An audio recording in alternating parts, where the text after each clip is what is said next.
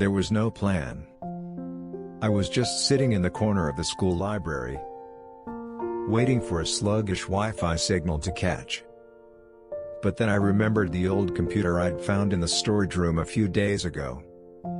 A dusty CRT monitor, a faded beige tower. The wires were rusted, the boot up slow, but it worked. That was enough. That night, I returned to the storage room. The computer was still there. I brushed off the dust, plugged it in, and pressed the power button. The machine hummed quietly. A login screen waited silently on the monitor.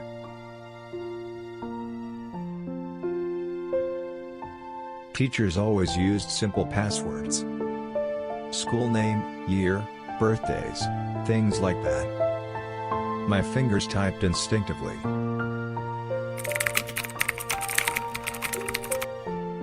Enter.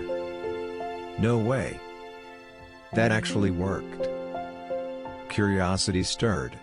I navigated through the internal network.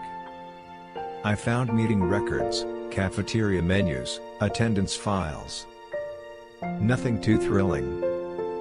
But then, a folder caught my eye. Inside it was another student counseling records. A list of names appeared, familiar ones. My mouse hovered slowly and landed on a name I knew all too well. Ethan Miller. The kid who'd made my days a living hell.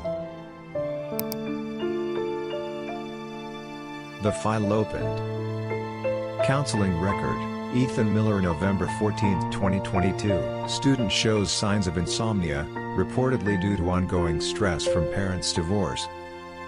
Father has been absent for an extended period. Emotional instability observed. Student mentioned self-harm ideation, immediate follow-up recommended. I stopped breathing for a second. This wasn't what I expected. I thought it would be something trivial, cheating on a test, sneaking out of class, but these lines were heavy. Real. I scrolled down. Additional notes. Recent increase in unexcused absences. Serious conflicts with stepfather. Displays difficulty managing anger. Trouble maintaining peer relationships, teacher intervention advised. So what does that make me, if I mess with him now? It had started as a joke. A small revenge fantasy. Something to get back at him. But now my stomach turned. The idea of uploading this to a school server, or sneaking it into a teacher's USB, vanished from my mind. I leaned back. Outside, kids were running around the schoolyard, laughing. I tried to remember the last time I laughed like that. I couldn't.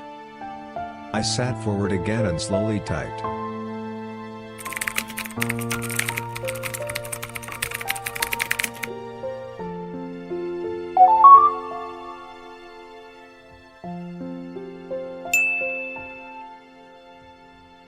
The files disappeared quietly.